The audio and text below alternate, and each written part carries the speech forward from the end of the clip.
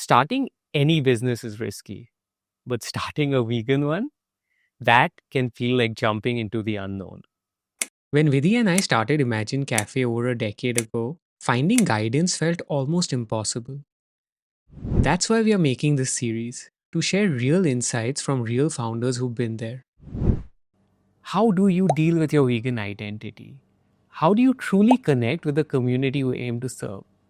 And how do you survive when things get tough?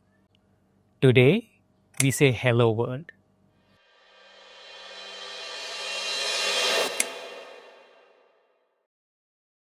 One of the most defining and debated aspects of a vegan business is the vegan identity. How openly do you say you are vegan? Or does it limit your reach? Well, you can search now on Google Map, Right. type Manggis in Canggu, and see the words below. Okay. Asian fusion restaurant. Right. And if you search other vegan restaurant and you see the word below, it's usually vegan restaurant. This is Carlo, and he co founded Manggis, one of the most beautiful of all the beautiful Bali cafes. It's 100% vegan, super highly rated, and much loved by the vegan community here. Like I said from the beginning, right, I want to do this for the animals from the beginning. If I make other vegan eat here, it's great. I met other people who have the same value. But the main thing is like we want to attract the non-vegan one. When a non-vegan one eat at our restaurant only for once, at least we reduce one demand for it. But I also think there's so much to be said about who you're repelling. Desiree is the founder of Woz and Company, a luxury vegan footwear brand based in Vancouver, Canada. Because it is smart to repel the people that are not your audience. And so if I use the word vegan and if that repels people, then great. I don't want to spend my marketing dollars on people that are never going to buy from me. If I'm marketing using the word vegan, I'm going to help find my people. Like I want to find my people. Yeah. And so I think if that's your intention, then that's because it's for the brand, but I feel like the brand is like a big extension of me. Yeah. And like what I am also craving in my personal life is community, and like I want to find my vegan people. I actually think that maybe we have an edge over other e-commerce stores because we're vegan. This is Megan, the founder of Bear Day Eats. For nearly 10 years, she's run this much loved online vegan grocery store in the Philippines.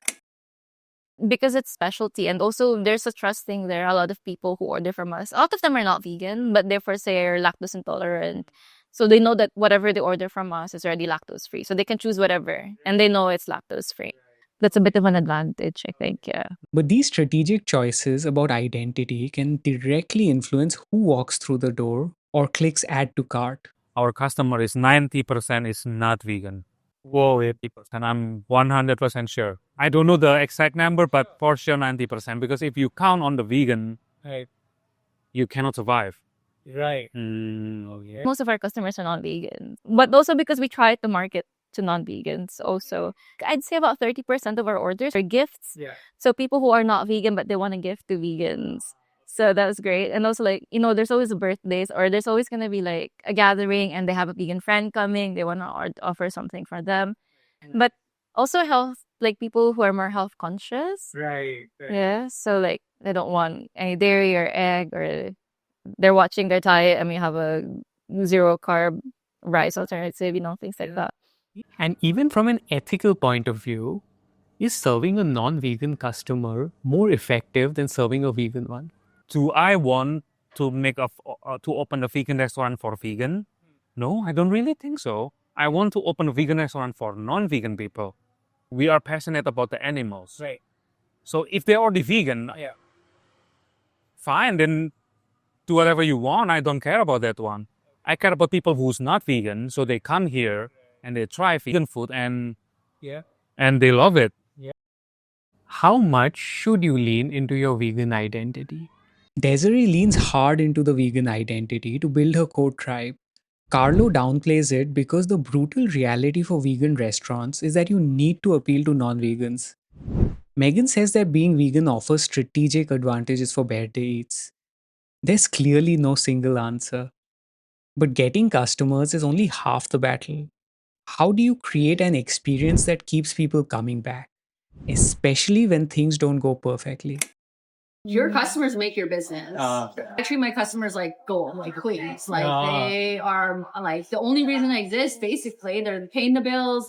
Everything I do is for my customers. Even if they got their boots and they, for whatever reason, they just they're not vibing with them.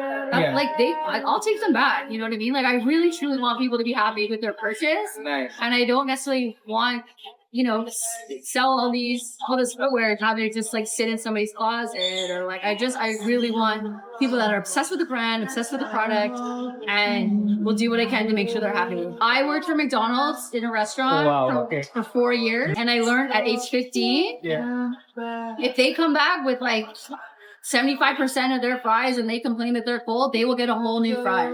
Of course, you will have people that might try to take advantage, but that is going to be such a small percentage of the population. If they want to try to rip you off, fine. You know what I mean? Like, I don't think it's going to like kill your business. We have what we call a Verde Fam, so it's our community, and everyone in the community, so the people who order from us usually like they're very understanding. They know how the business works. Like honestly, if we get a bad customer and they complain, we just say we'll refund to end it.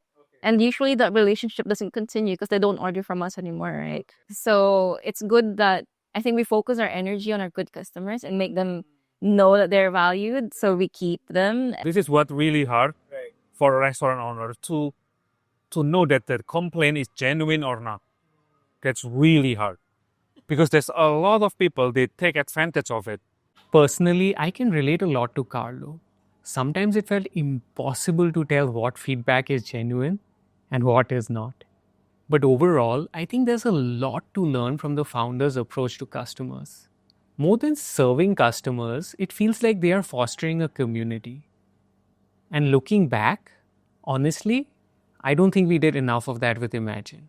Desiree deeply cares. She uses words like my people and my tribe, and you can feel how much she values it.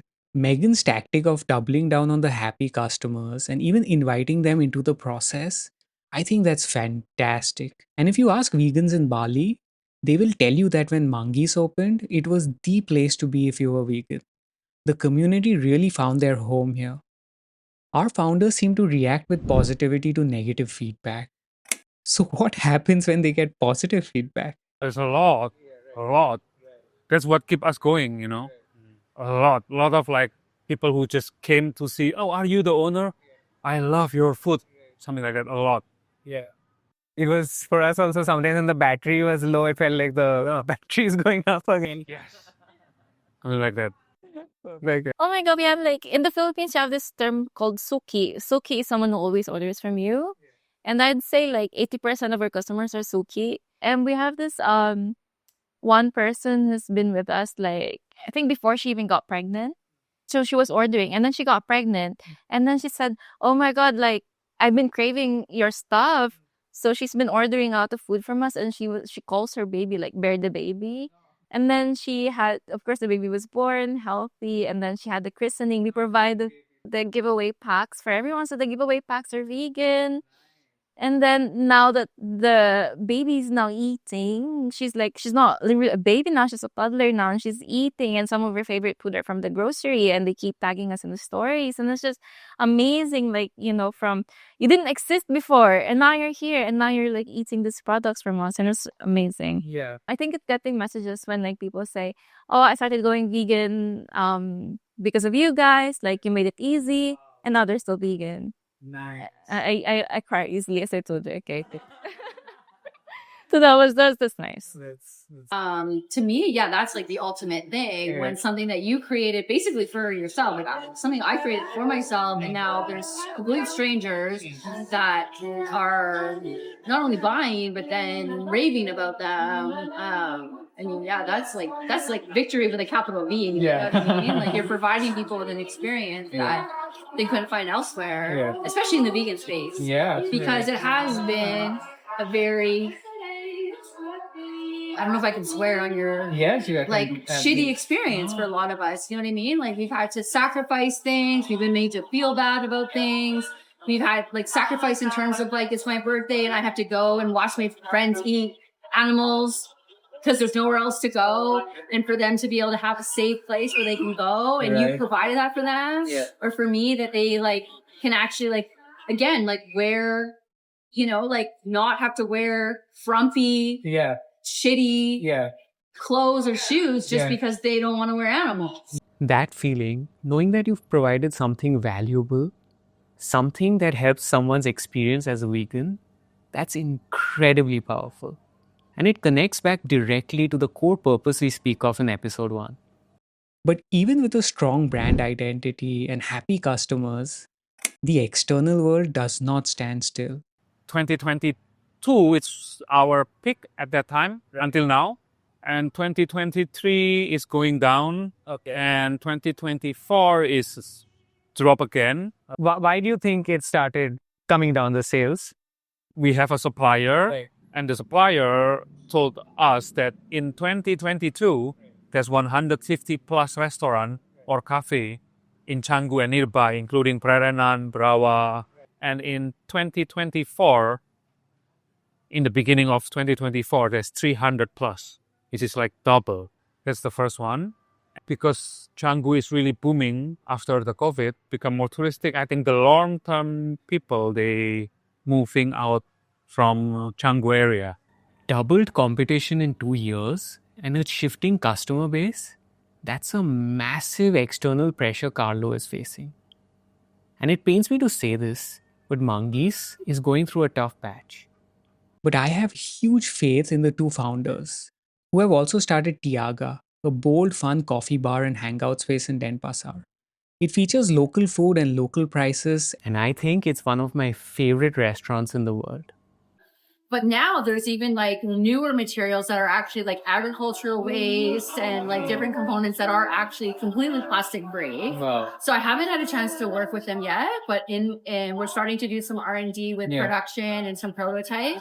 To be honest, their best time was the pandemic, but that's because people were not going out, so they were relying on deliveries a lot, right? And so now it went down from that time.